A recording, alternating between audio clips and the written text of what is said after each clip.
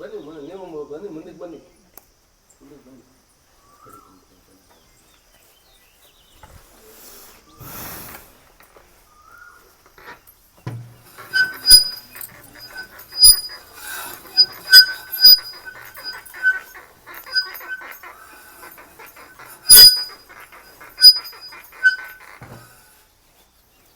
ಬನ್ನಿ ಮನೆ. ಒಂದು ಮನೆ ವಿಚಾರ, ಒಂದು ಹಣಕಾಸಿನ ಅಭಿವೃದ್ಧಿ, ಒಂದು ಆರೋಗ್ಯ, ಒಂದು ಮಕ್ಕಳ ಬಗ್ಗೆ ಅಂತ ಬರ್ತೈತೆ. ನಾನು ಹೇಳ್ತೀನಿ, ಅರ್ಥ ಆಯ್ತಾ? ಮನೆ ಅಂದರೆ ಸಂಸಾರದ ಲೆಕ್ಕಾಚಾರ ಬರುತ್ತೆ, ಅರ್ಥ ಆಯ್ತಾ? ಸಂಸಾರದಲ್ಲಿ ನೆಮ್ಮದಿ ಕಮ್ಮಿ, ಒಡನಾಟಗಳು ಜಾಸ್ತಿ.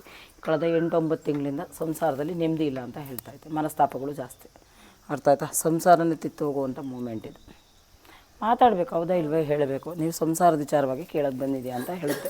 ಒಂದು ಹಣಕಾಸಿನ ಅಭಿವೃದ್ಧಿಯಲ್ಲಿ ಈಗ ಒಂದು 2 ವರ್ಷದಿಂದ ಹಣಕಾಸಿನ ಅಭಿವೃದ್ಧಿ ಕಮ್ಮಿ ಅಂತ ಹೇಳ್ತಾಳೆ ಅಮ್ಮ. ಯಾವುದೇ ಕೆಲಸ ಕೈ ಹಾಕೋದ್ರು ನೆಮ್ಮದಿ ಇಲ್ಲ, ಆಗುವಂಥ ಕೆಲಸ ಕಾರ್ಯಗಳು ಆಗ್ತಿಲ್ಲ ಅಂತ ಹೇಳುತ್ತೆ. ಸರಿನಾ? ನನ್ನ ಸಂಸಾರ ಸರೋಗುತ್ತೋ ಇಲ್ವೋ ಅನ್ನೋ ಒಂದು ಲೆಕ್ಕಾಚಾರಕ್ಕೆ ನೀನು ಇಲ್ಲಿವರೆಗೂ ಬಂದಿದೆಯಾ. 3ನೇ ವ್ಯಕ್ತಿಗಳಿಂದ ತೊಂದರೆ ಅಂತ ಹೇಳುತ್ತೆ. ಮಾತಾಡು. 3ನೇ ವ್ಯಕ್ತಿಗಳಿಂದ ತೊಂದರೆ ಅಂತ ಹೇಳ್ತೈತೆ. ಅದನ್ನು ನೀವು ಸರಿ ಮಾಡ್ಕೋಬೇಕು, ಸರಿನಾ? ಇಲ್ಲಿ ಸ್ವಂತದವ್ರ ಕೈವಾಡನೂ ಆಯಿತು. ನೆನ ಕೇಳೋದೈತಾ?